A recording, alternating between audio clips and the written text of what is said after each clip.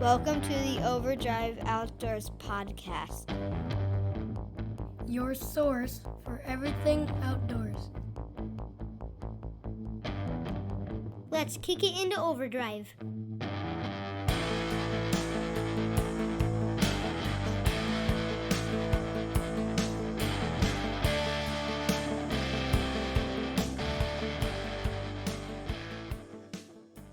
Overdrive Outdoors podcast brought to you by Predator Hunter Outdoors. Whether you are new to predator hunting or looking to upgrade your equipment, Predator Hunter Outdoors will have you hunting after the sun goes down. Carrying a full line of lights, night vision, and thermal optics, along with tripods, calls, mounting systems, and more, check them out at www.predatorhunteroutdoors.com or on Facebook at Predator Hunter Outdoors. Use promo code OVERDRIVE2021 for 20% off your order. All right, so tonight I've got my brother and sister-in-law, Kate and Clint, with Sandy the Tracker here with me. They have been on a whole heck of a lot of deer recoveries with me, as well as deer hunts. How we doing? Good. Great. Good. Trying to stay dry from all this rain. Yeah, we have gotten absolutely dumped on with rain in the last 24 or 48 hours. It's been pretty much raining every day.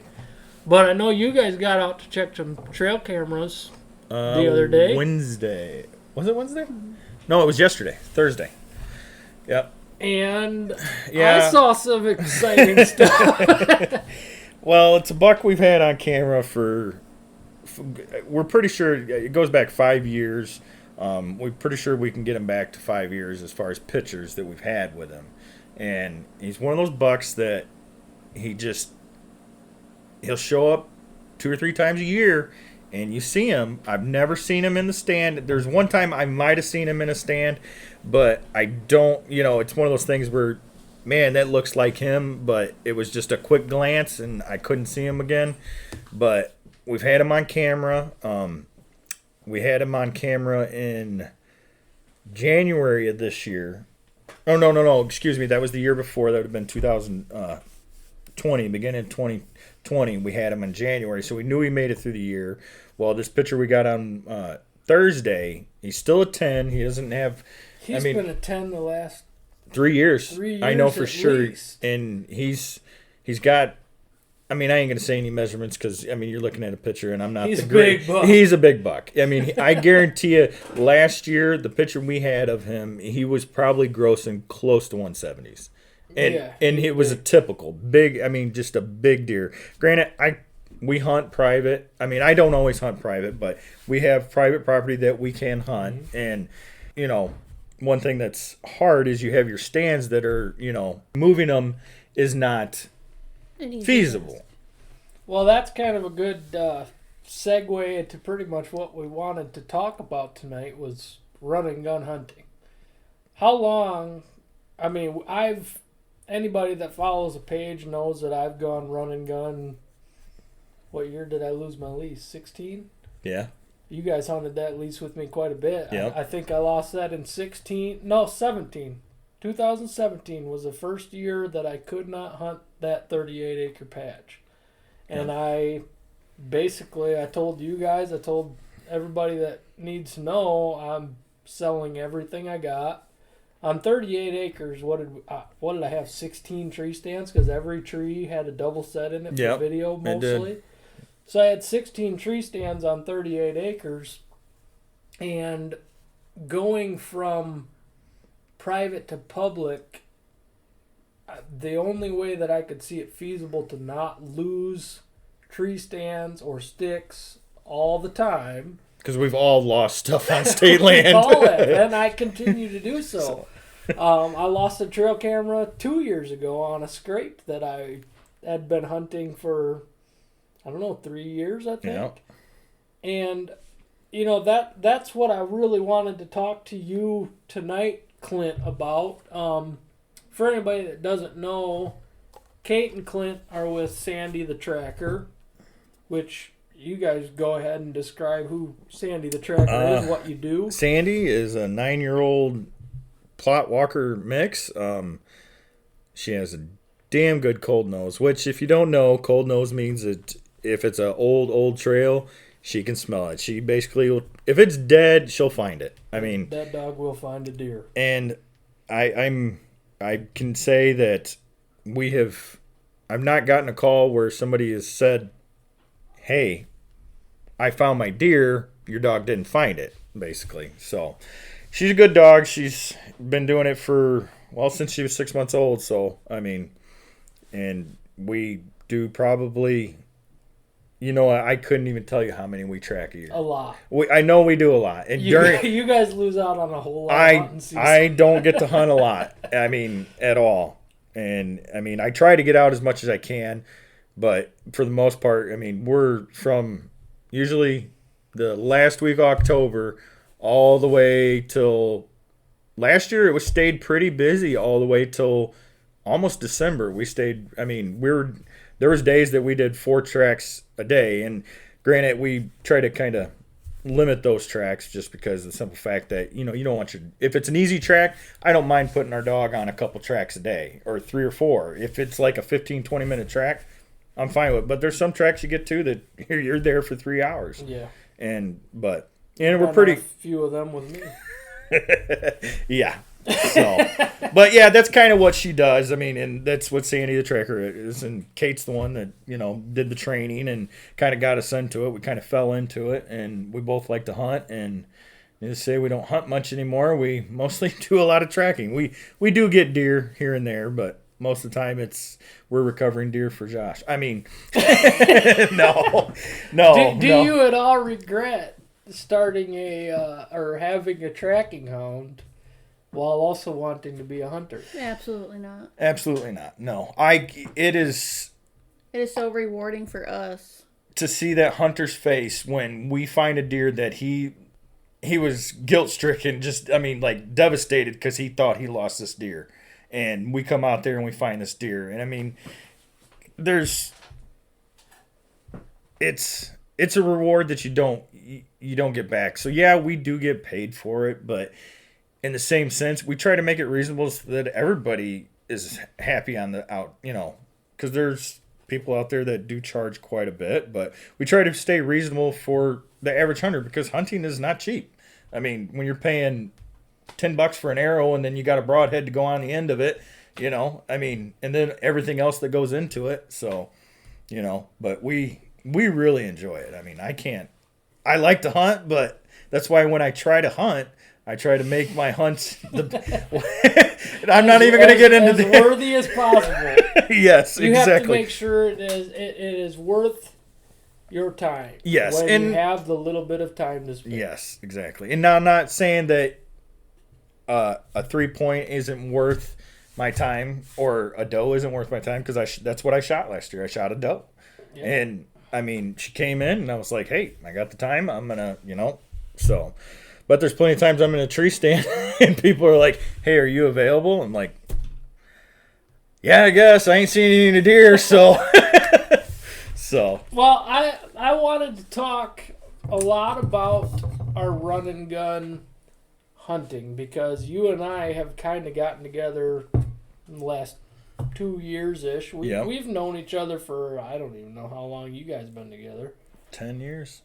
So we've known each other for 10 years, and we didn't ever really do a lot of hunting together. Now we live closer. Our schedules sometimes match up. Yep. There's a lot of days where I will message you or you will message me or we'll call each other and we'll say, what are you doing tonight? Going hunting. Let's go hunt. Yep. And, for me to be, I leased 38 acres. You guys hunted that with me quite often. Yep. The choice between tree stands, you always had one choice. Yep. I mean, one out of, at that point, 8 different sets. Yes. But that was where you're going to hunt. Yep. We saw deer. Yep. We saw a lot of deer. But were we always in the right position? No, not always. A lot of times. A lot of times you could see them, but they were just right out of range. Yep. And, when I went to public, I said, I'm going to sell it all. And I'm just going to buy one good setup. And I ended up going with a Lone Wolf Assault 2 with 4 sticks. I bought their ready to hunt package, which was 4 sticks, stick quiver, Yep. and the tree stand. Yep.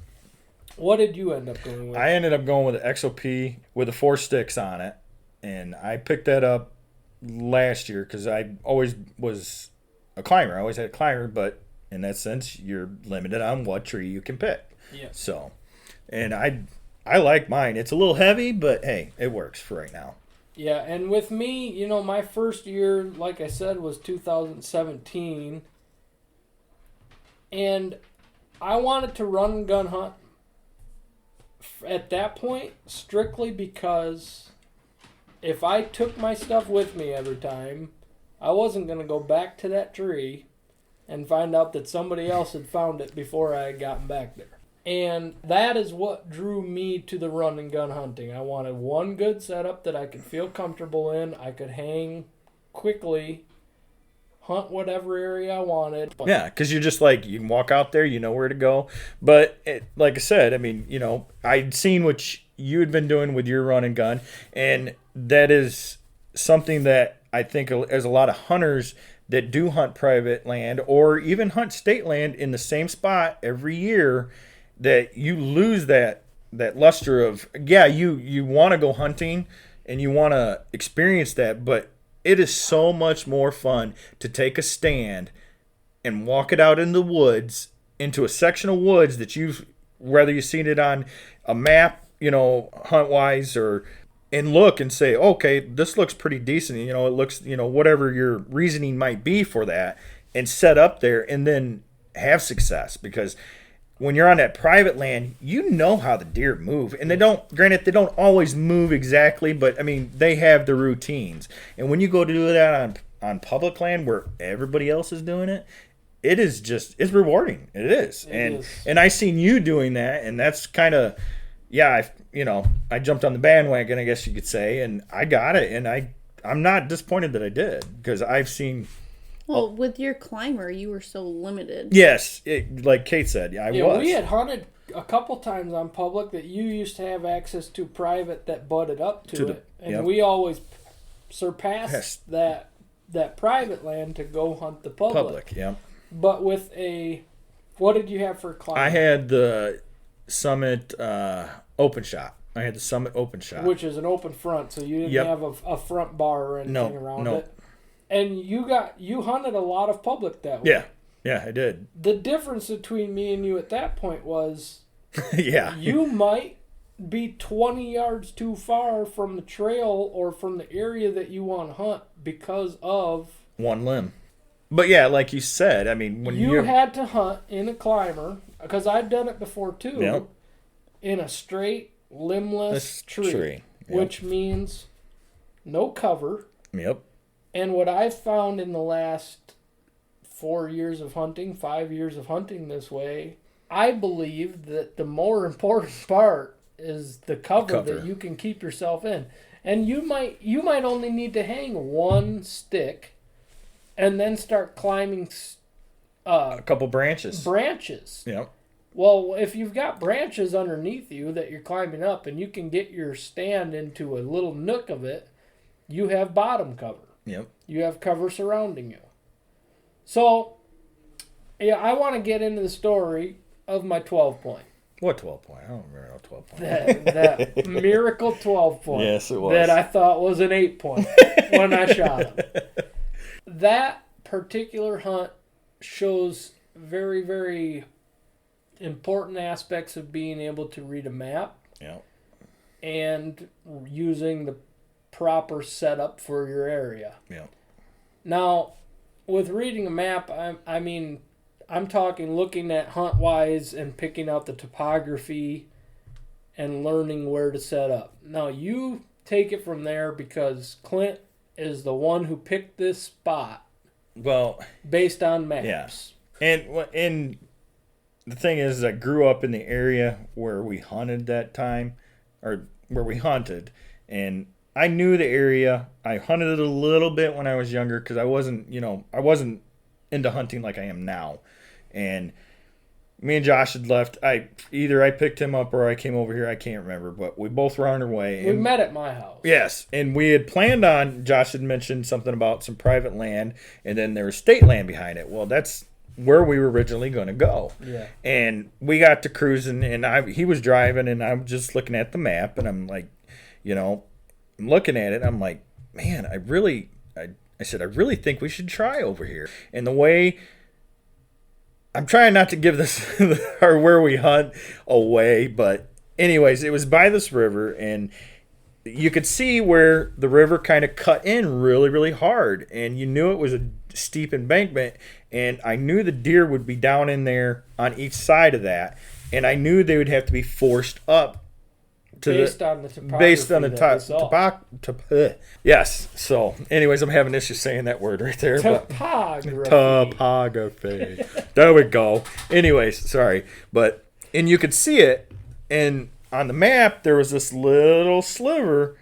Once you got up on top, that it was like a little plateau, and you could see it on the map plain as day. It was like a little low spot. Plain as day. However, it's taken us a long time to learn this. Yes, yes, it has. Don't think that we're just we can look at there's deer right there. Yeah, no, I can't no, do that. It's not like that. It's just what I looked at and what I seen.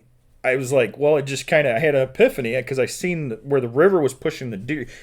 It essentially pushed the deer up to the top, and I was like, well, if we set up around that, and our wind was right, so we were going over there. I'm like, Josh, take a right here, and we did. And we did. We took a right. It was 2 seconds before this corner, and he says, "Let's try down here instead." I was like, right. So I slammed on the brakes and took a hard turn. And we go down there, and the first parking where we were going to park, there was trucks parked in there. There was people out there, so we I was like, well, I know there's another parking up here a little way, so we go up there, we get parked, and we're both kind of looking at our maps, and we're looking, and I'm like, look, this is kind of where I'm thinking. So we parked way too far away, but all in all, it turned out good because we ended up walking up the road like a half a mile, and then we walked quite a long way. And it was quiet as a church mouse out there. And this was an oak stand. Yes, it was an oak stand. We get back to where I see this little... On the topography, we had seen basically when you have the high altitude line, you will have almost a horseshoe shape in it. And that indicates a low valley. Through that high point. Yeah, and that's what we seen on the map. Two of them. Together. Right on each side of each other. Well, there was a high point, and then on each side of it, it was low. Well, we get out there, and granted, we're walking through. It was all oaks out to it. Loud. I mean, it was louder, and we were seeing. I think I had told you on the way in. There's no way we're gonna get in here and see any deer because they're all hearing us coming in. Well, on the way in, we started seeing like little twigs torn up. Twigs, like smaller than my pinky, torn up.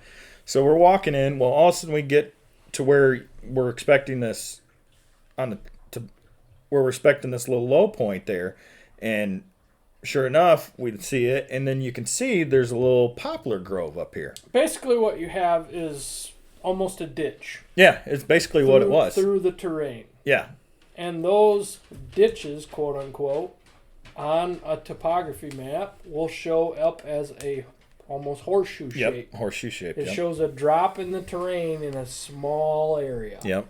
And those spots. And it was right on the corner of where the deer got pushed up off the river. Yes. And that's exactly where it was. Well, so we walk in and we're playing the wind. The wind was little to none. I mean, it was it was like maybe 2 or 3 miles an hour, if that.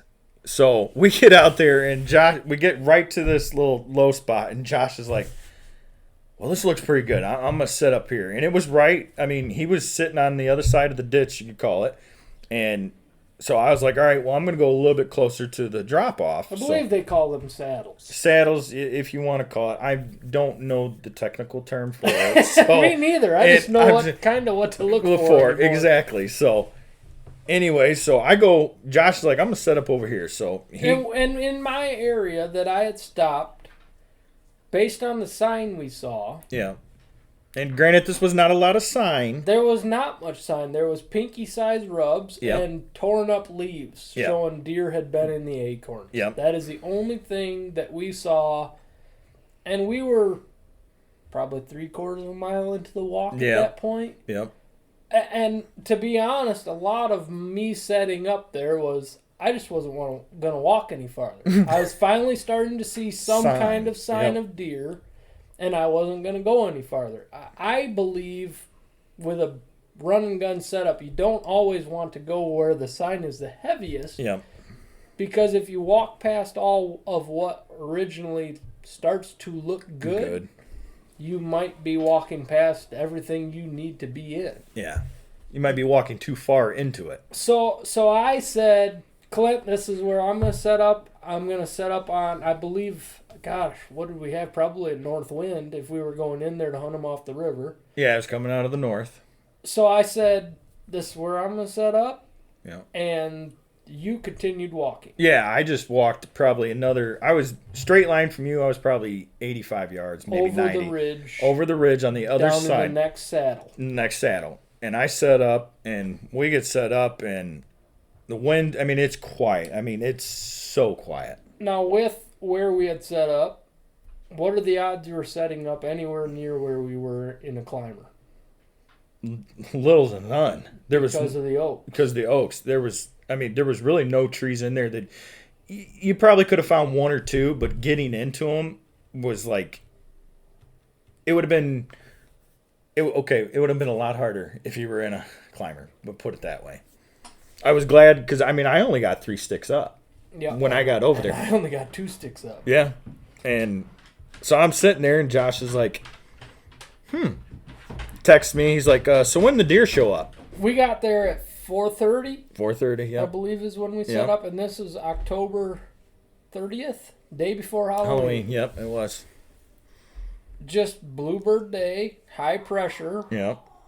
And we both texted each other and said we need to go hunting. Yep.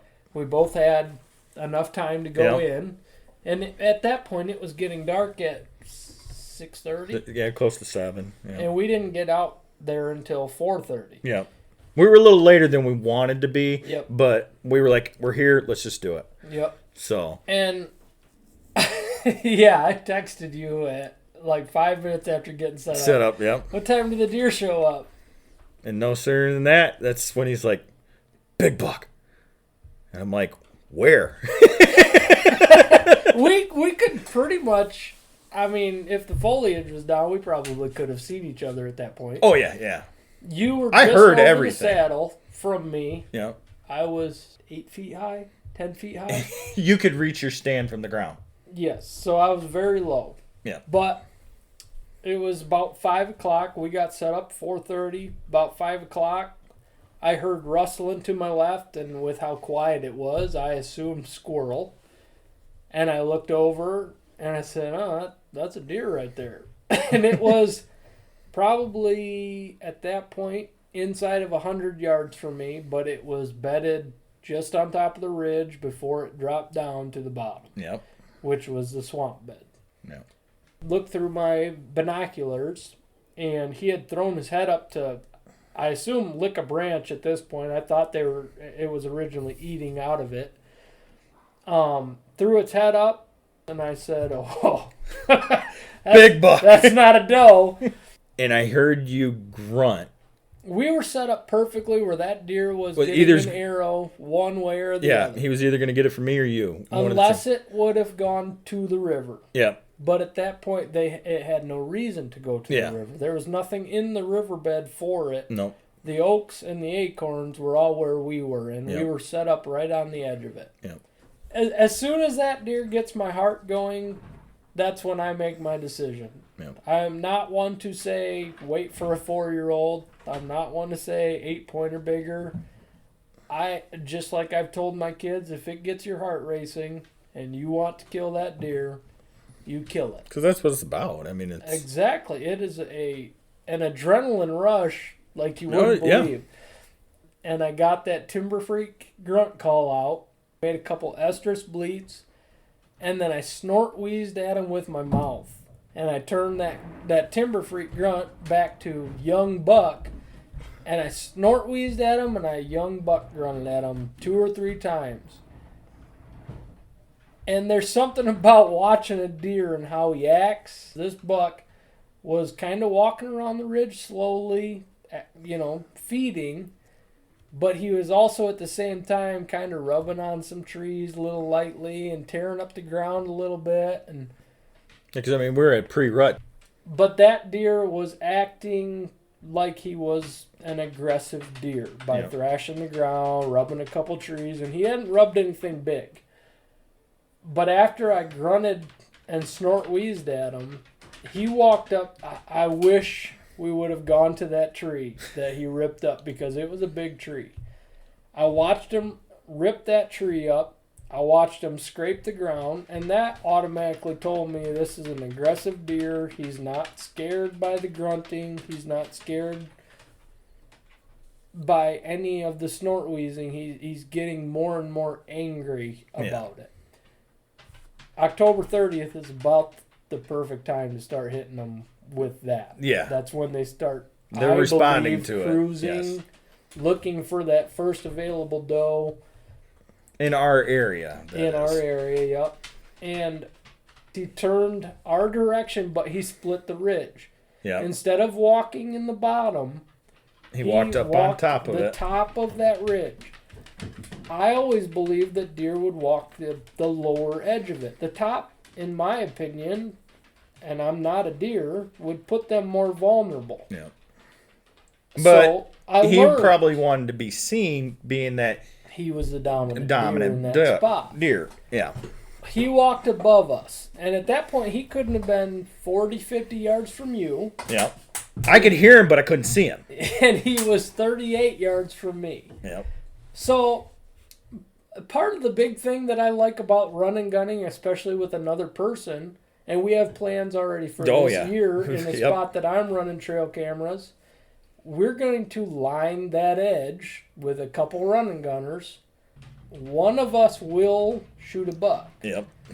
We're going to just space this out a little bit. But we set the spot up where if the foliage was down, we would have been in eyesight of each other. Yep. And you would have seen it all go down. So this buck splits the ridge. He cuts the top of the ridge, walks up, and for anybody that hasn't seen this buck, if you look on our YouTube, it is a stud surprise 12-point.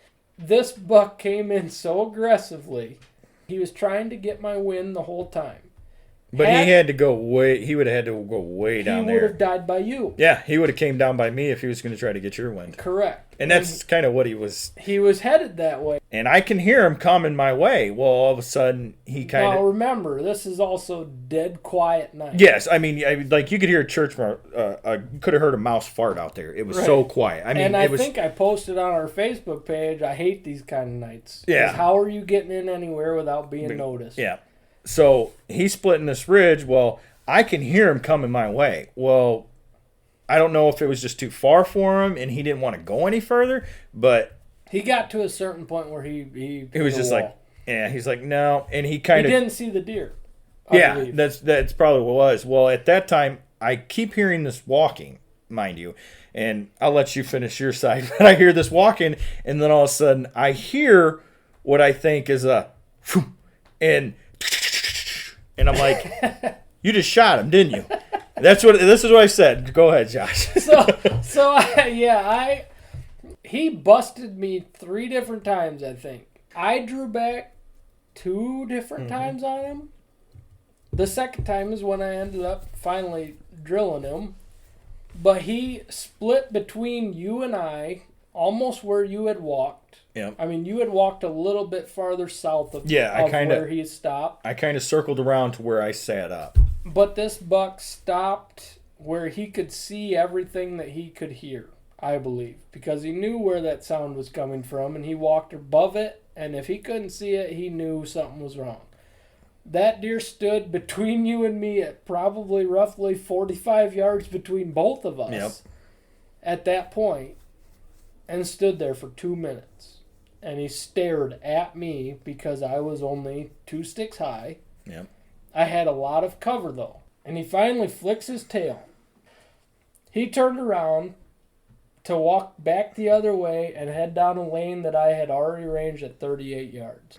And I drew back my bow, and it was quiet enough that in the video you hear, I don't know if you hear my coat sleeve or something rubbing on the tree, and he stopped again because he heard it. That's how quiet this was. Yeah. And I don't even know how long I was drawn back. It Probably was close to 30 seconds or a minute. Yeah. And his tail flicks again. And I knew he was going to step. And you could see me in the video kind of standing up taller trying to and get slinking that, down, get that just hole. trying to get the right angle. And I ended up settling the pin, 38 yards, and I squeezed the trigger on my release. And you heard it. Yeah, I heard it. Ultimately, when I first squeezed that release and let that arrow fly, his reaction scared me. And I watched that back in video. We watched it a couple times that night. Yeah. It looked like I had hit him back. So we went back, I don't know, 3 hours after the shot, I believe. We waited for Kate to show up with Sandy. Yeah. We waited for my brother Joe to show up to help. And, well, you know, I think it was about an hour after I shot. We were still up in the stand. And I had told you, I said, I need to get down. It was getting dark. To find where I hit this deer. Yeah. But you, at that point... Yeah, I just said, well, just stay in the stand. I said, I'll get down, pack my stuff up. And, well, before that, I'm sitting there, and granted, this was like probably 40 minutes after I had heard the shot. All of a sudden, I heard rustling. I said, did you get up and go look? And he's like, no. So I was like, well, I just heard something. And well, at about that time, I looked down because I could see down into the flat down there by the swamp. Or by the river, and I seen 4 or 5 does. I seen them running down in through there, and I'm like, okay, well, what the heck? And so I'm like, which ultimately is a good reason of why that buck was there. Yes, and yeah, exactly. Because so needless to say, like Josh said, I need to get down and see where I hit him. You know, where I was in, if there's blood or whatnot and all that. I said, I was worried. Yeah. At this point, and he got down, and you did ultimately find blood, so you're like, okay. So, and I think you took a picture of where you shot him. And yeah, everything. I had threaded the needle. It was a good shot. Tight. It was a good shot. I mean, it was a tough shot, but I needed to make sure in daylight that I went to exactly where I knew he was, because after dark, that would have been a pain to find where he was. Yeah. It was just thick enough, and this wasn't a clear-cut area. No. This wasn't a very overgrown area. It was just, there was so many oaks growing everywhere that I had to pick a spot between the oak branches at 38 yards, about, like you said, the size of a softball, basketball, to thread the needle through it. Well, and on the same note, right where he was where that poplar grove started. Yep. And if anybody's hunted poplars, they know how much they drop branches. And they're thick. And they're thick. And it was just really, he was right on the edge of where the oaks end and a hard line. He was right on that hard line. Right on that transition. That transition right there. And which I totally agree with him. You know, we need to find out where he was when you shot, you know, because granted, we knew the video wasn't good because just you were trying to focus on the deer rather than... I'm not to that stage yet. I'm not letting my biggest deer of my life walk away because it's not on footage. Yeah. No, and I understand that. So, I mean, because you don't hunt just for a trophy. You hunt for meat. All right. And Clint was trying to talk me out of getting down. Yes, because that's the way I am, and we've had... Clint's a deer tracker. Yes, we've had previous... I said, Josh... we own a dog, you know, so, and we get down. Well, actually, I packed up my stuff. I got down first. Yep, and I you went checked. over there, and you were still watching them does. Yep. At the bottom of the ridge. Yep. And I He told me not to. But when I knew, Clint didn't know at that point what I had shot through. So Clint didn't really understand why I needed to get down so bad. And I didn't want to go track this deer. I wanted to go make sure I had a base starting point, and that's all I did. I had gotten down, walked up to this ridge, found where he was, and I think I had found the arrow, and I stuck it straight up in the dirt so we could find the red luminoc. Yeah, because it was the front side with the broadhead that we found. Yep, and that's all I wanted. But while I was walking up there, you messaged me again. Yep. I said, did you just jump him? And that's what I said, because I heard, granted, these does are already down in the bottom.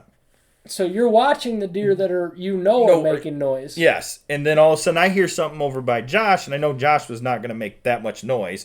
Whatever it was, ran, and granted, I never seen it come down into the bottom, but I heard something run like what it sounded like it ran down by the river. So, and Josh is like, no, I didn't jump. I don't think I jumped him. I didn't hear it. Yeah. But From you where I was. But you had that saddle. I was on the other side of the ridge. Other side of the ridge, so you wouldn't have heard it. And come to find out, we were pretty sure that Josh shot him, and he was bedded up like probably 60 yards over the ridge, close to the drop off down to the river. And when Josh came up there, in my tracking opinion, as far as seeing a lot of wounded deer, I'm pretty sure he's seen you, and that's when he jumped up and ran down there. Yeah, and after we had gone, I had gone and looked at the arrow, verified that I had blood. I think I went back and sat back up in the tree stand. Yes, you did. Roughly another half hour, 45 minutes. Because you were in the tree stand when I came over with all my stuff. You came up probably 20 minutes, a half hour before dark, and I told you right where to walk so that you would be on the area that he was, and we would mark that as well. Because if for whatever reason we were off, granted I already had blood, but I like to start a track at the start of the track. Yes. And for Sandy, that it always works well for us to do that too. Right. Start at the arrow, where it comes through it, and where that first sign of fresh scent is. Yes, exactly. Because that's when the adrenaline is pumping the hardest for that deer. Yep. Usually. Well, that's usually where you have most of your scent for your dog to pick up, is because you're going to have hair. Obviously, we don't see that, with your visible eye. But the dog has hair from, the broadhead going through the deer.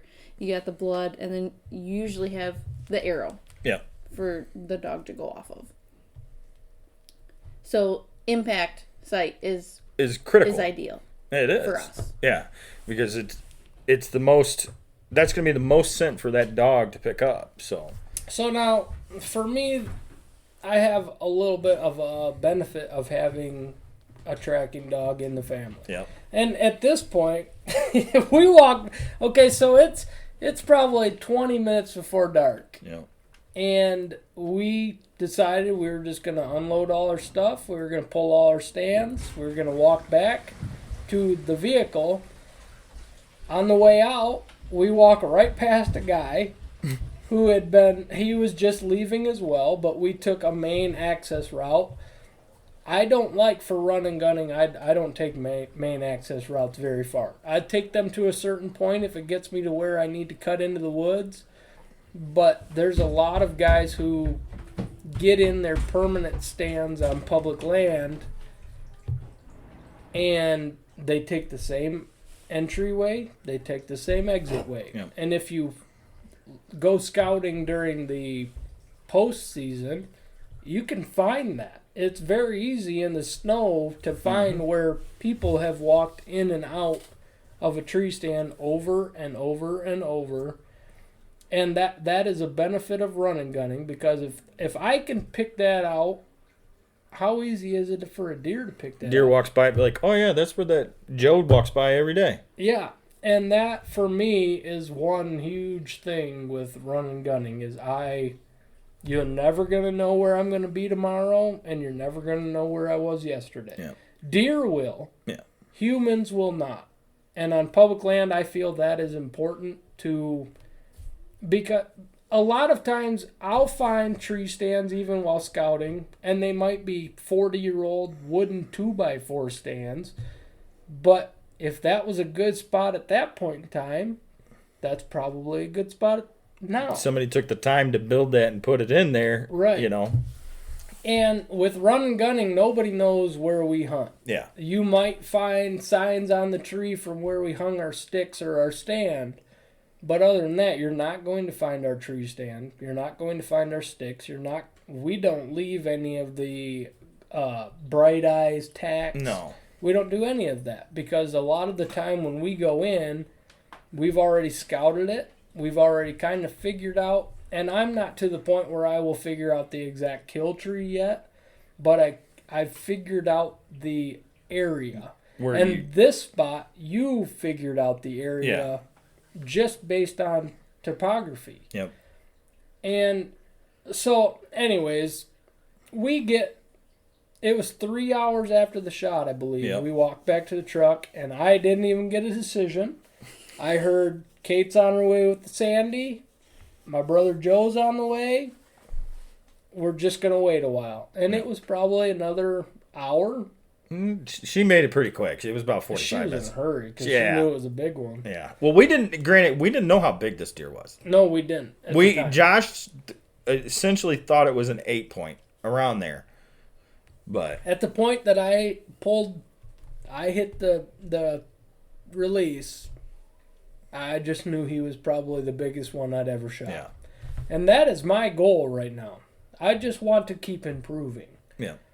Granted, Hey, a couple days later, I didn't improve much. No. But, anyways, Want to lengthen your time in the field and shorten your scouting time?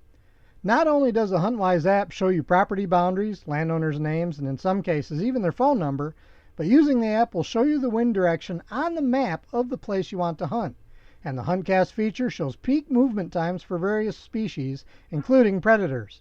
Get the HuntWise app at www.huntwise.com, the Google Play Store, or the Apple App Store for only $59.99 a year for Pro or $119.99 a year for Elite. Use promo code OVERDRIVE20 for 20% off an annual membership. we get... Man, what was it when Sandy finally showed up?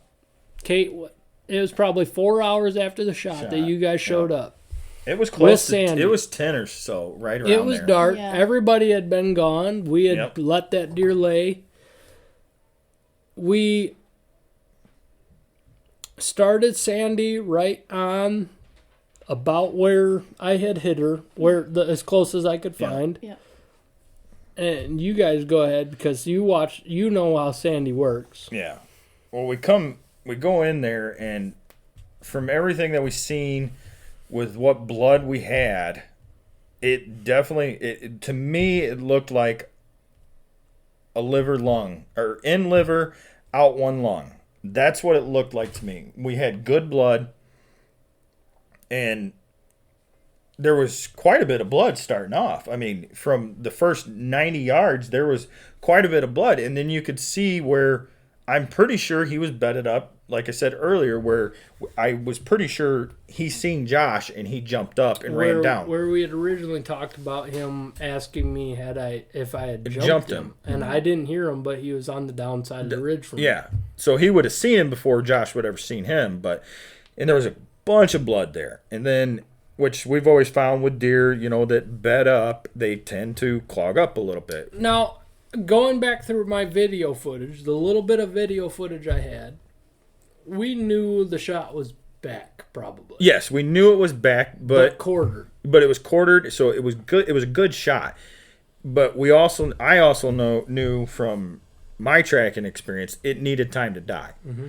And we gave it 4 hours, and I figured, man, it was liver into lung, and I was like, by then, It's always an iffy. It's always time iffy. frame. You can't. Every deer is different, and that's the thing that we found out with our tracking. But so I was confident in okay, let's go check, and Josh was excited because he didn't know, he knew he shot a good buck, but he wasn't sure. And I was excited, but I'm the excited that only a hunter can experience, because I was excited at the same time as nervous that I wounded this deer, and that's not what I want to do either. Exactly, which nobody wants to. You want the deer to die quickly, and unfortunately, with hunting, especially with bows, it doesn't always happen because these deer are so resilient. Like, you would not believe some of the deer that we have tracked that we have found still alive, and it's like, how? How are you still with the blood loss? With the blood loss and just where it went, Mm-hmm. But anyways, we get to tracking this deer, and Sandy, she's doing her job, and we start to go down the hill, down into the bottom of this river. She started getting a little hot. She started getting a little hot on us. And when I say hot, that means that she's getting a little excitable. She's getting excitable, and my dog does not get hot unless she's on a live deer. And what do you mean excitable? Well, what we mean when we say excitable is they get a little bit fast. She gets fast-paced, and she's working her nose. Her body language completely changes. Yes, that's the best way to put it. You can watch her pretty much on a trail where she's walking, sniffing, or where she's pulling, sniffing. Yes. Yes, yep. That's pretty much what excitable. She starts pulling you because she knows whatever's ahead is very, very alive. And that's what she tells me, because we've had deer that are dead that she's very calm. Yeah. Walks right up to him. Right up to him. She's just like, oh, it's right there, Dad. And that's the way she is. Now, at what point did you realize that on my buck, we needed to leave? Probably when she started pulling. When she started pulling, and we got to where that log was, and we found that little dinky bit of blood. Now, you know what I'm talking about. I think it's important for people to understand what we went through, because we found 3 beds. Yeah, there was 3 beds up top. Well, and then the one down, so there was 4. There was 3 up top that he got up at least 3 times. But I feel like those were earlier. Yes, those were earlier. Granted, those were earlier. The blood that we had found in those first 3 beds was dry. Yes. Yes, and it was we're not talking about like a little puddle of blood. It was blankets. Should have been dead there. Yes, there was blankets of blood. Up there. And then, like I said, after he got up out of that last one, there was very little going down that hill. And, that was a pretty steep hill. Yeah. Well, we dragged that deer up there, so. Yeah. But we got down to the bottom, and we found where he had bedded up next to a log. And it was that... Right on the river. Right on the river. It was right where a creek ran into the river, and that pile of blood was maybe the size of like a 50-cent piece. It was not very big at all. No. There was hardly anything there, which is typical of a deer that's been bedded. But now, see, this is where Josh gets nervous. As the hunter, as the one, and it's not even about wanting to get that deer at that point. It's more about wanting to know the outcome. Yep. Because I don't want to wound a deer. I do not want to have to shoot a deer again if I don't have to. But at this point, its choices where that last bed had been was dive into the river or run across the creek. We chose that we were going to wade through that creek and see if he had gone back to higher ground that was dry. Yeah. And as soon as we got there... We get over it. By the time... Me and Josh were the only ones over there. We get over it because this creek was knee deep. It was crotch deep in a couple of spots. So, well, me and Josh go across and I bring Sandy, of course, and we get over there and we're looking, and I'm not seeing much anything. But in the same sense, my dog's telling me this is the way that he went, and I have found with doing this for as long as we have that you got to trust her, and you do. And sure enough, we get to looking and we find a little bit of blood down the side there. And on the other side of the creek. On the other side of the creek. On the high ground. Now, granted, once we get up into that high ground, we realize that there's probably 3 or 4 inches of water. Mm-hmm. And it's everywhere. And it's not real tall. There's a lot of puddles. This is an area that would typically swamp. It's probably flooded about right now. Oh yeah, with the rain we've had, but there wasn't a lot of there wasn't a lot of foliage on the ground, for blood to drip on or anything. So there was water. So I was just going off what Sandy was telling me. Well, we start walking. Me and Josh are. And it was just me and Josh. I had everybody. The way I like to track is, the way me and Kate both like to track. The least amount of people. The least amount of people. I usually like to leave everybody back, and it's just me and Sandy. But I knew Josh was excited, and he was nervous. He was really nervous but she's not telling you that because. No, I'll tell you. No, that. well, no. I'm not saying that you aren't, but I could tell because I've been around hunters, and he was concerned. He was concerned for the deer, and he was concerned that the shot that he made wasn't as good as he thought it was. But in my experience of seeing what it was, I told him, I said, dude, this is it's a kill shot. This deer's going to be dead. But it's a matter of time, and that's the biggest thing. So we get over there, and Josh is to the left of me, and all we wanted to do at this point was confirm the direction that he went. Yeah. And we had already called the track at that point, yes. But we wanted to know if he was going to be floating down the river the next day. Yes. Or if he was going to be dead somewhere that we could recover him. Yeah, because that was the biggest concern is where he was, because there was water all around him, and I knew if he got in the river, he wasn't going to swim across it. He wasn't going to swim across it, because we've had one other experience with a deer in the river, and it's not fun. But anyways, so that was our biggest thing and I had already told Josh, I said, look, we need to call it. And he's like, I was like, all right, we'll go across the creek. We went across the creek. We found that little bit of blood, and we use night snipe headlamps to track with the white LEDs, and they're great because you can see like bright. Yeah, people are. I use them on tracks, and people are like, "What light are you using?" I said, "Look, this is where you can find them. They're great lights. I love them because they're rechargeable. They're bright, and they are like you can see forever. With the headlamp has a spot for 2 batteries, but it will run off of 1. Yes, yeah, exactly. So 2 just makes it even brighter. Yeah. So we get over there, and I'm tracking, and all of a sudden, Sandy's getting really, really hot. Like she's pulling me. I mean, and for being a 40, she's just under 50 pounds. This dog. What kind of dog is Sandy? She's a Plot Walker mix. It's considered an X breed. She is registered, all that. But damn good dog. That dog is just, I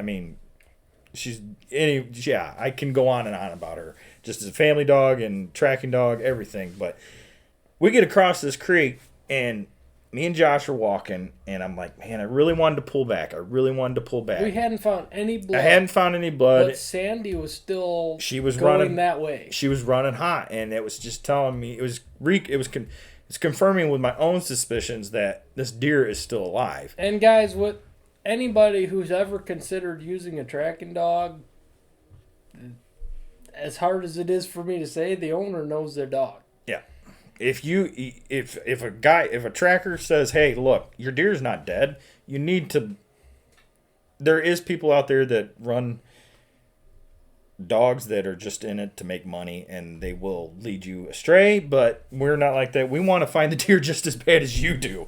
So whether it be alive or dead, So we get over there, and we're probably 50, 60 yards on the other side of this creek into the wetness. Just where it's starting to open up. Yeah, starting to open up, and there's huge trees down there. I mean, massive trees. And still no blood. So about that time, I scanning with my headlamp, and I'm looking back and forth, and I see some eyes way, way out there. I'm like, that's a deer. I'm like, man, I don't know if it's him. And I see it kind of bound to the right, and I'm like, no, that's not him. And about that time, I look over, and I was pretty sure it was Josh's deer, and it stands up and just kind of looks over at me.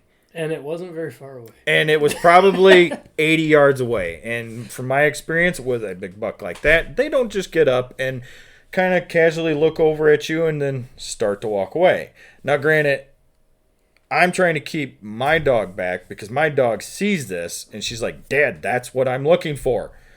So about that time, that's when Josh I think I got you over there. I'm like, he's right there, Josh. And he just disappeared behind that He tree. had taken off before I could see him. But he didn't like run at all. Like, I mean, it was just a casual walk away. But I've seen a lot of deer on their feet that have been shot through the liver. So I know how they walk. And plain as day, I could see it. It was a textbook liver shot. Yeah, it was textbook. Now, okay, so let's break in real quick. How do you know, as a deer tracking family, what does a liver shot deer do differently than a gut shot deer? They have a raging gut ache, so they will walk hunched over, like almost as if, like how a cat will hunch their back to defend themselves. They will hunch their back and just kind of. Gut shot or liver shot? A little bit With both. I've seen it with both, but usually with liver, they usually, like all those beds we found. That's usually what they do is they try to bed up really quick with a stomach. Not always, right? But it just depends on the shot basically. But anyways, just the way he walked away, and Josh seen his rear end, and Josh is like, well, Josh's thing is he wanted to see blood, but being that. I as a hunter, without having a blood trailing dog of my own, I have always ran on last blood. Yep. Well, last blood at this point was at the riverbed. Yep. So I don't trust. I can't. I need to get myself to, but I cannot yet trust the dog completely. Even my word. You can't. Well, no, even my word. Your word, you can't. Couldn't trust it that No, night. and I understand where you're coming from, but that's the thing that people do not realize is how many we track more deer in one season than most people see in their lifetime. Yep. So, I mean, and that's the thing they don't realize is we see so many blood trails and so many not blood trails that we find deer. So, and at that point, when I watched him walk away, Josh didn't get to really see him like I seen him. And I told Josh, I said, we need to leave. Well, I'm like, dude, no. I finally convinced him we need to come back tomorrow morning. I wanted blood. Yeah. I just did as a person who tracks a lot of deer just off of the blood and not having a dog come in. I wanted last blood. We didn't have it at that riverbed. Mm-hmm. That deer could have jumped straight into the river and been floating down it for all we knew. And this was all the thoughts going in your head. These are all the thoughts as the hunter, yep. As the person who decided to take that shot and put an arrow and possibly wound or kill this deer.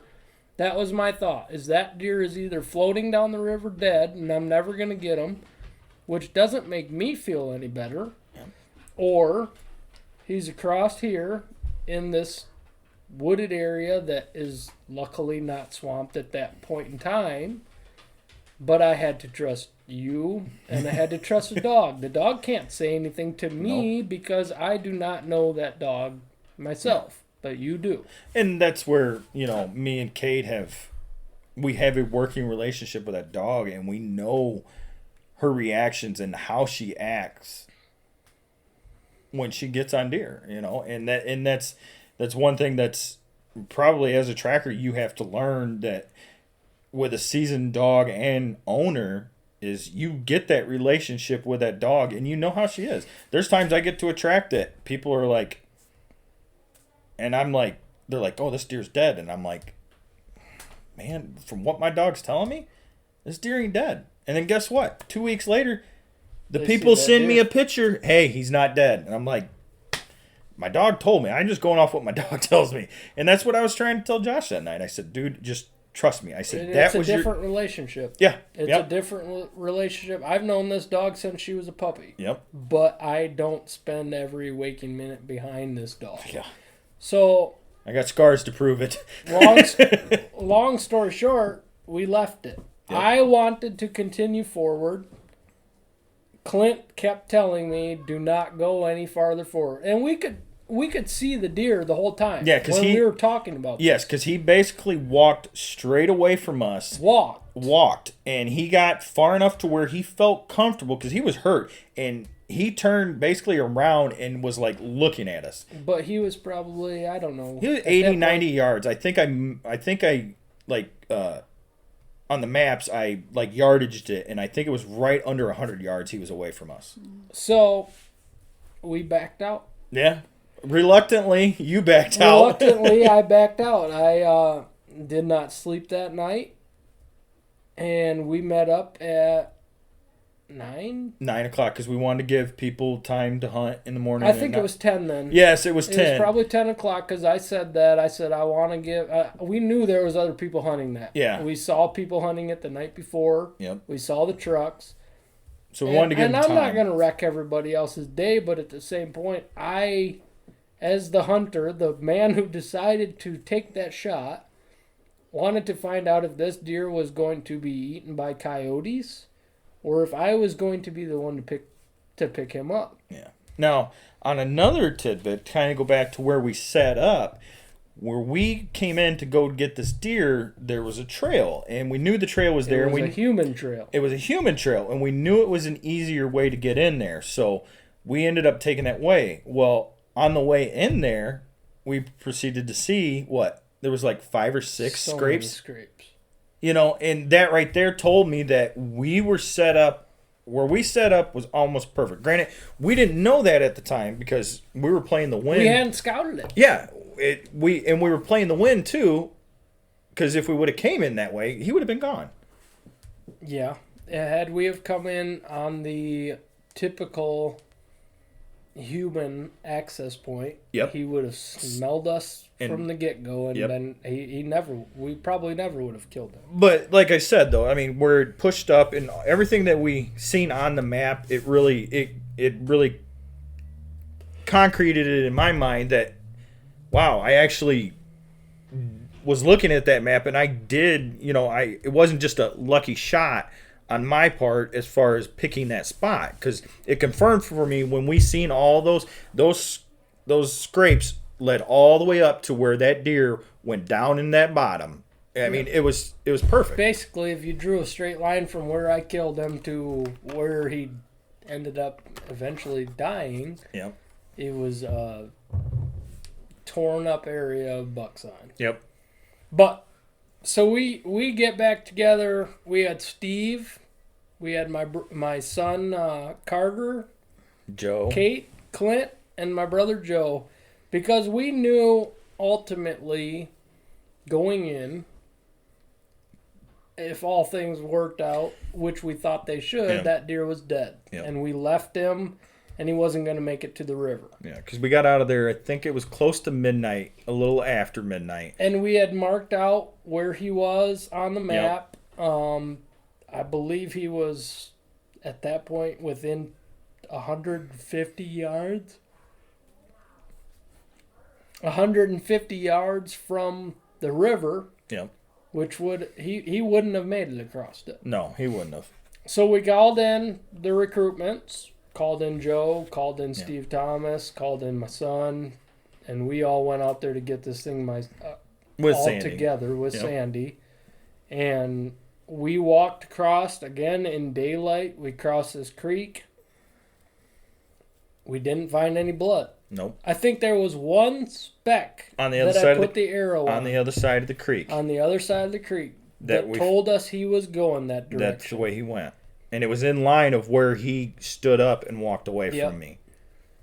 But we get over there, and so I told Josh, I said, Josh, stay here. I said, stay here with everybody right where I kind of seen where he got up. And Because we had such a large group, it was just easier to let Sandy work and Yep. do her job. And at that point, the large group was mostly because we had a high anticipation of dragging the deer out of yes, there in the morning. my thought as a tracker that I knew this deer was dead.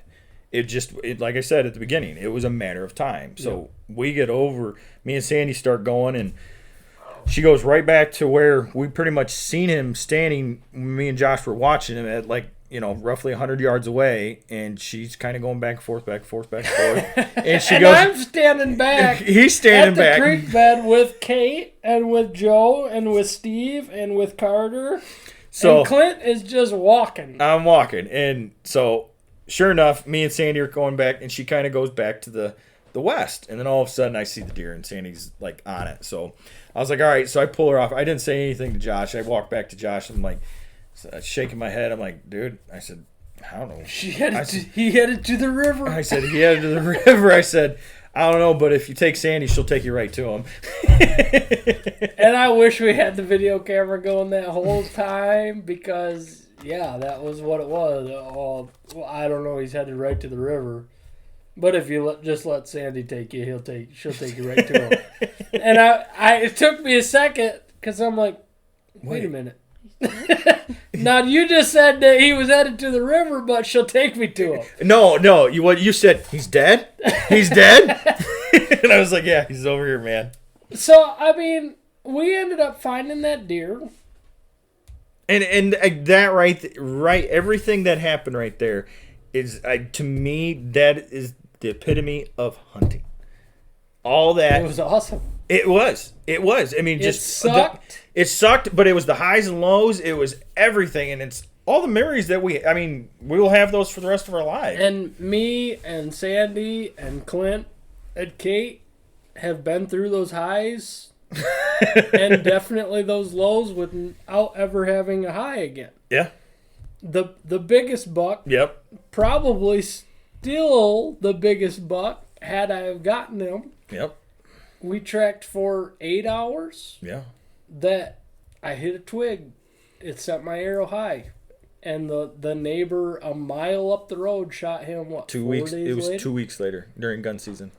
Chasing does. Chasing does, yep. Whatever it was, brother-in-law Steve, he worked with the guy who shot him. Yeah. And it had my arrow hole in him, but at a certain point we were, God, what were we on that track? Probably 800 to 1,000 yards into it. Easy. And you guys said, we're done. This deer's not dead. Yep.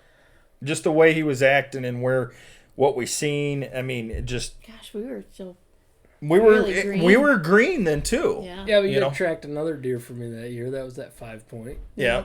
Because I'm 32 years old. I'm not above shooting what gets my heart going. And what fills your freezer though too. And what fills my freezer. And At the end of the day, if Mama ain't got meat to eat, she's gonna be mad. But all in all, I mean, that was the whole thing. We came into that place, we were running and gunning, and the equipment we were using was what really made that. I mean, because you would have never got in that tree you were in I a never would have climber. been in that area. Yeah. Just wasn't the option. Because granted, there was a lot of oaks, but the oaks that were in there were all Younger. Were the younger oaks, but they were all leaning oaks. Yep. So you had a lot of like split base oaks. So they were. If you got on a climber, there's no way that you could have climbed it safely and been up in there. You know, I used to run a climber. You used to use a climber. But trading to a couple sticks and a hang-on stand has allowed us to get in trees no matter where it is. Yeah. Because number one, I don't care about the height anymore, as I stated to begin with. I don't care about the height. When we went to get this deer, I handed my bow to you. Yeah.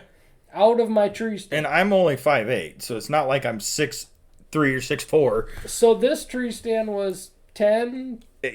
I know you could reach it with your hand. You could. So it was 8 or 9 feet high. Yeah, it was not high at all. But it was more about the cover. Yeah. And you're not going to, in my opinion, in a climber tree stand, get into a tree like we did, and we've done multiple times since then. Yep. You had a couple good hunts late season. Yep. Run and gun hunting. Yep. This was a piece of private land, but you run and gun hunted it, hang and hunted it. Yep.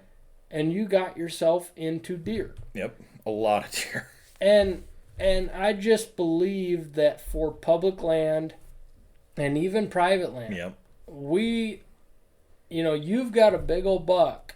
I use my run and gun system on my private land. Right. You've got a big old buck that is on your trail cameras right now where you guys hunt the majority of the time. That honestly, the only way you're going to kill him is sneaking up on him and run and gun hunting him or getting lucky and having him follow a doe. Yep. Because you've seen it for how many years now? 5 years. And I've moved cameras trying to get him, more often or, and it's one of those things you just see him every once in a while. Yep. I'm pretty sure I've seen him one time last year. Kate. Screwed it up. Oh, Yeah. Go ahead. For another Go one. ahead. No, Tell it. Because you hanging hunted that set. Yep. that was horrible. I felt so bad. So a lot of times I'll hunt, or like vice versa. She hunts or I'll hunt, but I hunted and It's a long walk back there. yeah. So I It is a long walk. decided to hunt. 3/4 of a mile back into the back of that. So I'm hunting, and it's like, it's close. It's like prime time, and I had a couple littler bucks come through, and all of a sudden I heard something further up. Now, on this property, you typically, how many tree stands do you have set up? 5? Let me see. 1, 2, 3, 4. Actually, right now I only have 4. But those are the stands that you typically hunt. Yes. Have you ever, out of those 4 stands that you've always had up, seen this buck? No. Seen a big buck? Like this buck's calibers? No. buck. Well, no. So go ahead. So Hang and hunt setup. I'm hang and hunt, and I knew this. I'm pretty sure it was the same buck because this buck was huge, and when I seen him, like my knees were knocking. It was that. Because I stood up and turned around to see what was coming, and I heard it. It was up on the hill. It was probably 80 yards away at that time. So you hear crunching. I hear crunching, and it's but quiet. at the same time, But you hear. well, no, I heard my phone going off, like vibrating. So I'm like, That would have been me. and I have my bow in my hand, mind you, and this deer's still coming. It took him probably. It took him almost 30 minutes to get to me, Yeah. and this is In a close distance of 80 yards. It took him about 30 minutes. He would stop, look, and granted, I got my bow in my hand the whole time. Well, by this time he's probably like 40 yards. Well, he's coming in where I'm not expecting him to come in, and it's pretty thick back there. So I knew where he was coming, and I'm like ready. He was coming that way. I would have had a shot. Put it this way, I would have had an arrow you in needed him. about 5 minutes earlier. Yeah. So granted, and I'm fighting the time on the clock for dark or whatever, and legality, and about that time, all of a sudden, I see him shoot his head up and look out into the field, and I'm like, "What's he doing?" And sure enough, I turn around. Now wait, just a second here. Your property the private property that you hunt that this deer is on. Yeah. How many acres? It's 40 acres. And it's probably 30 of field? It's probably closer to 20, 25. Well, 25 of a field. So you only have roughly 15 acres of wood. Timber to be able to hunt if you do not want to hunt the field. Yes, exactly. Which we all know. You can hunt the field, but you ain't going to see the deer you're going to see in the woods. This is in Iowa. Yeah, that's true. Exactly. So he looks up, shoots his head up and looks, and I'm like, what the hell is he looking at? So, I'm trying not to get busted by him. Because, by that time, he's probably about 40 yards, but I ain't got a shot on him. But if another 10 yards, and I could have had him. So about that time, I look, and I just kind of glance over real slow, and I see headlights coming. And about that time, that's when the truck tops the hill, and he turns and goes and runs. I'm like, and it is what it is. If I'd have answered her, but I couldn't have got my phone out, and it was one of those things. And she's like, "Why, I just come pick you up?" I was like, I didn't say anything. I just shook my head. Yeah, you were real quiet. And I was like, what the heck? That's where you should have stopped, Kate. When we're not answering our phone, you don't keep bothering us, and you stop at the road. So Kate was on her way in to pick you up a little before the end of time. Yeah. And it was it was one of those things. It's just like, I'd rather have had that than me miss him though. Because I would have, I've missed deer, and I would have laughed at you. That's all right. That's what we're here for. That's what family's for, to make everybody feel good. So, but I would have never on seen that him. hunt, you wouldn't have seen him from one of your set stands I would have, but I would have never ever got a shot at him.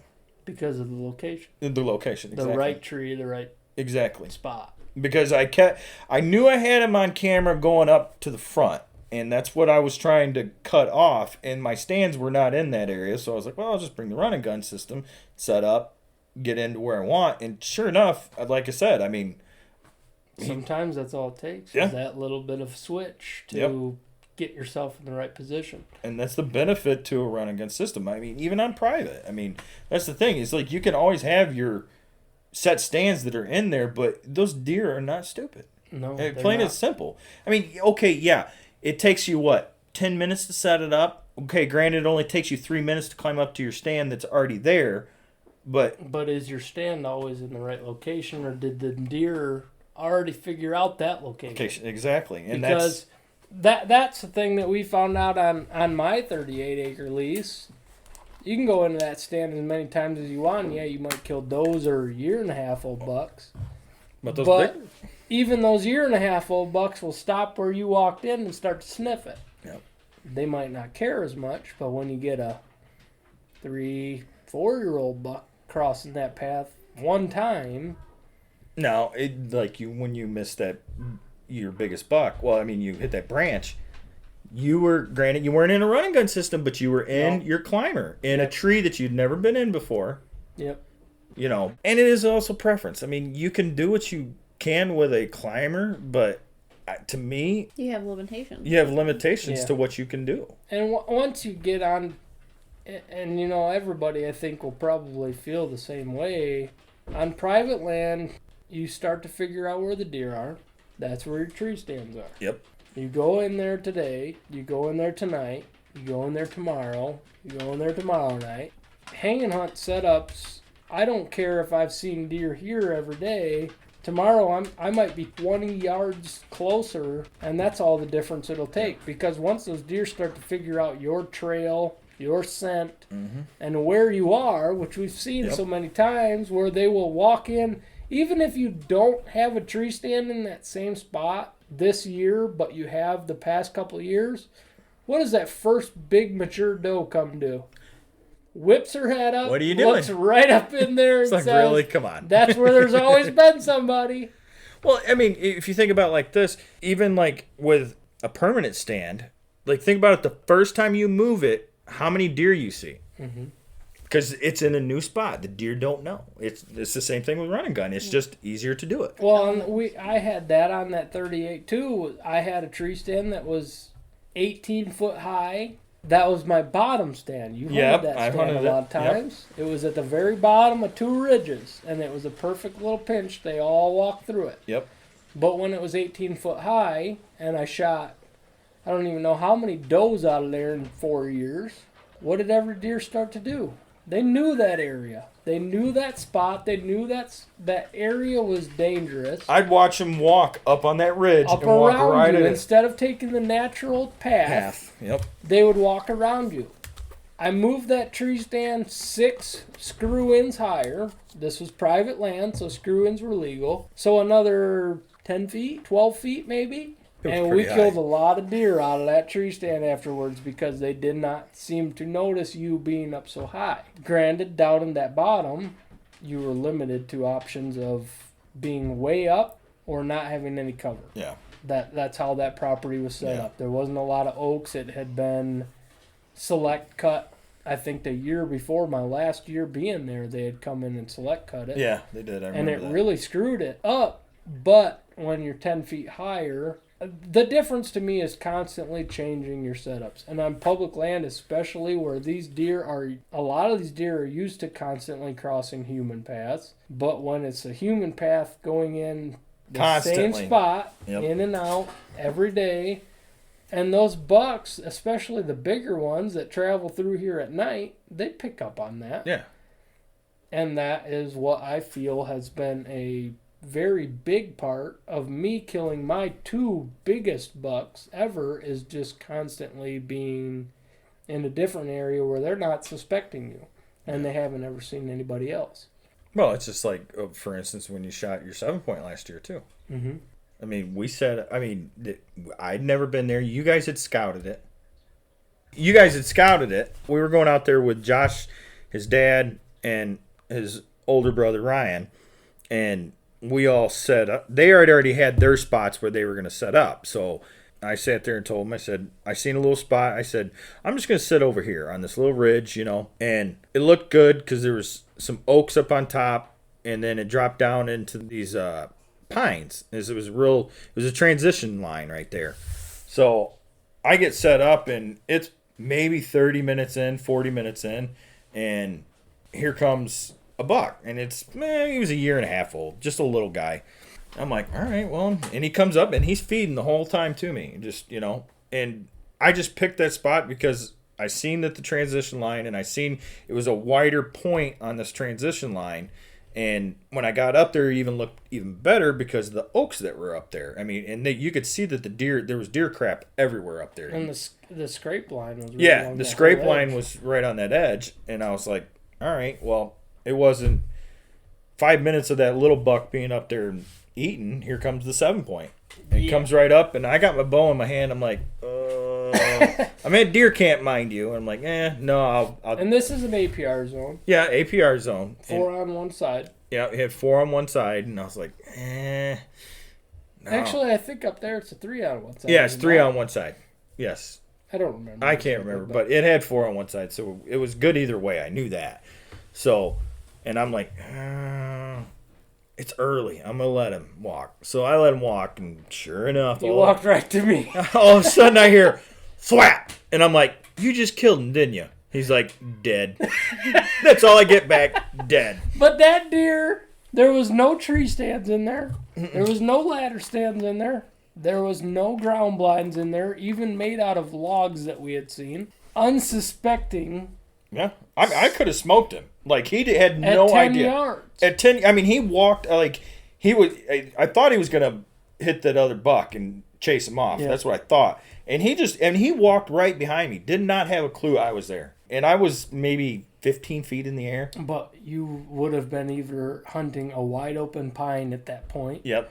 Or a skinny popple. No, and I'm not getting in a poplar or a pine because my fat ass, it ain't. It's going to be Josh is like, I was like, where were you? He's like, I was in a pine tree. I'm like, are you nuts? It's like, it's pine. It was the only spot I could hunt, though, right at that transition. Yeah. So, you've been running gun hunting. You said XOP. XOP with XOP sticks. Yep, with 4 XOP sticks. If you're given the choice, tomorrow you got to go kill a deer. Are you going to take a climber, or are you going to take a climb on, or a hang on, and why?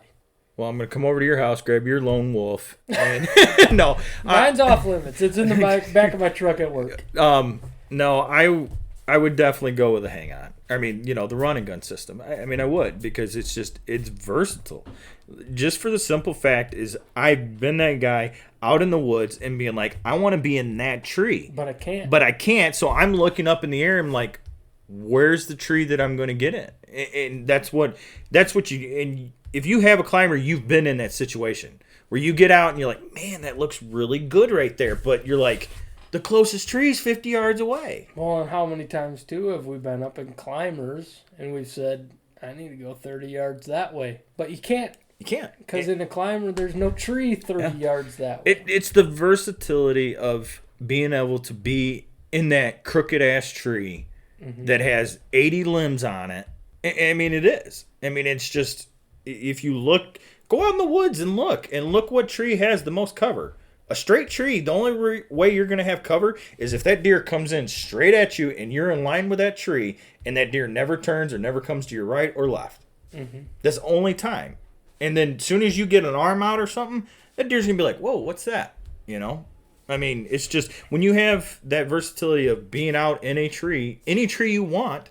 I mean, even if it's not a safe tree, I mean, you could still be in it. I mean, it's and we aren't supported by XOP. We aren't backed by Lone Wolf. Nothing. We're We just use average what we Joes. are comfortable with in these situations, and budgets allowed. I bought my Lone Wolf, like I said, after selling 16 tree stands. I bought my Lone Wolf setup. Yeah, I bought mine. A guy was selling it last year on Marketplace, and I didn't care what it was. Mm-hmm. I honestly didn't.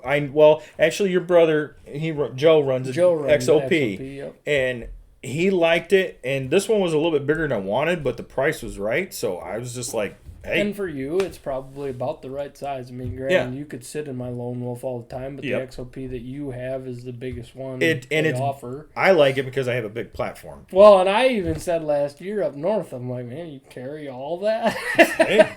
Like, it's just whatever fits you. But Yep.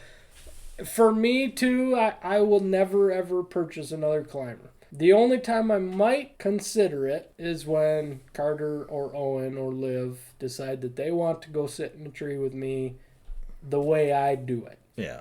And granted, I probably still will buy another Lone Wolf at that point because it only take me another 2 minutes to hang a second tree stand in the same tree. And that's one thing, as big as you said my stand was, and you're like, Yep. you carry all that, it still is not as awkward as carrying a climber out. Yep. It still is not. It's not as wide. I mean, it's probably 8 to 9 inches narrower than a climber. So Less I mean, hollow. less hollow. You don't hear the Thunkin', clunk, clunkin' tink, sound, tink, clunk. yep. I mean, it's nice. I mean, even setting it up, like I can hit it against the tree and it doesn't go clink, like most climbers do. So I mean, that there to me being quiet. You can never put a climber in a stand and climb it and be quiet. I mean, it just... So obviously, everybody's going to use what their budgets allow. And they're comfortable with. And what you're comfortable with. Those summit climbers, I tell you what, if you want to be comfortable hunting all day, a Summit Goliath for a 180-pound person will do you perfectly. Because I did more sleeping than I did hunting out of those.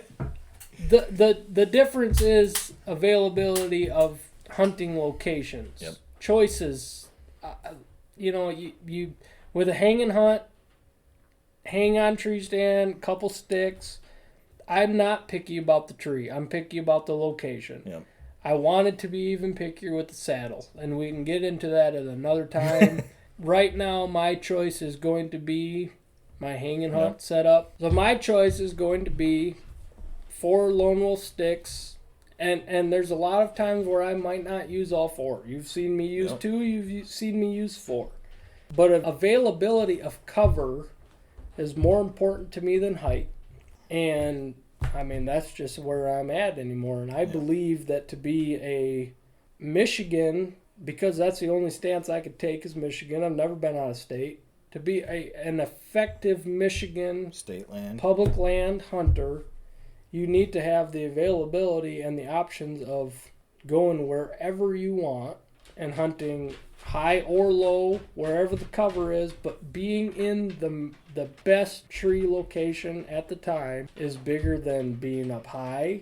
It's bigger than anything. Yeah. So having the availability of going anywhere you want on public land, hunting any tree, whether you're stick high or 4 sticks high, is going to be a better option, in my opinion, than having a climber that you can only climb straight trees.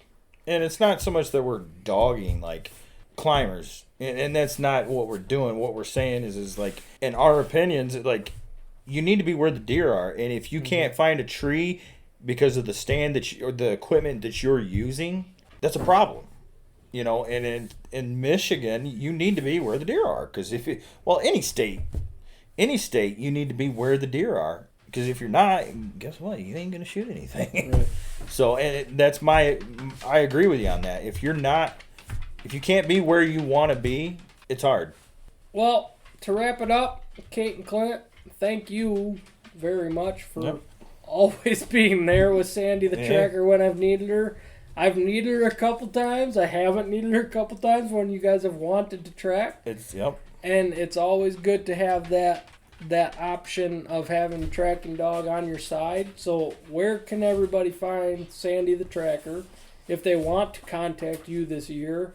what areas do you cover? I mean, obviously everybody knows we're in Michigan, so do you cover certain areas, or what is the cost of having a tracking dog? So the easiest way to get a hold of us or to look us up is on Facebook. Look up Sandy the Tracker.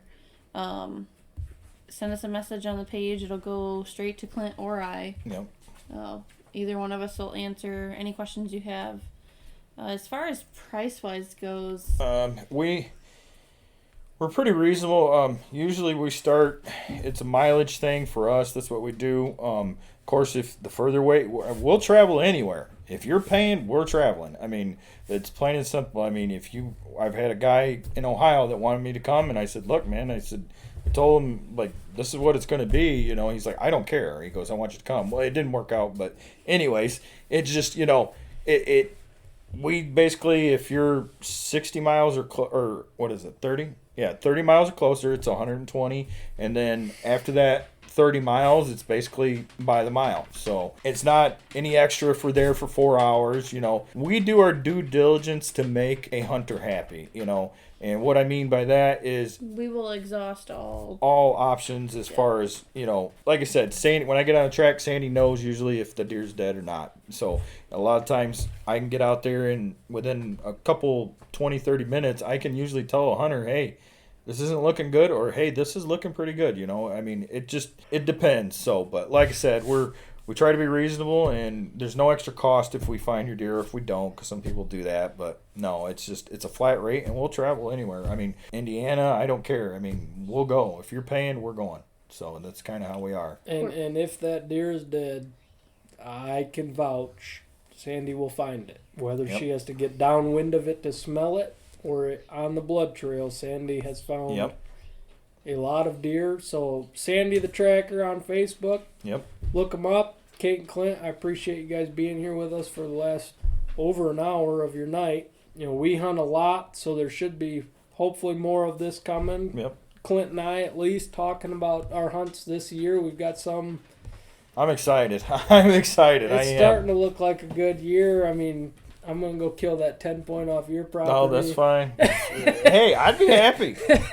I'd be a little jealous. Somebody's got to get them eventually. I know. But we appreciate everybody listening. And as always, if you haven't subscribed to our podcast, our YouTube, even follow us on Facebook, Instagram, it's all Overdrive Outdoors. Our YouTube got changed around a little bit.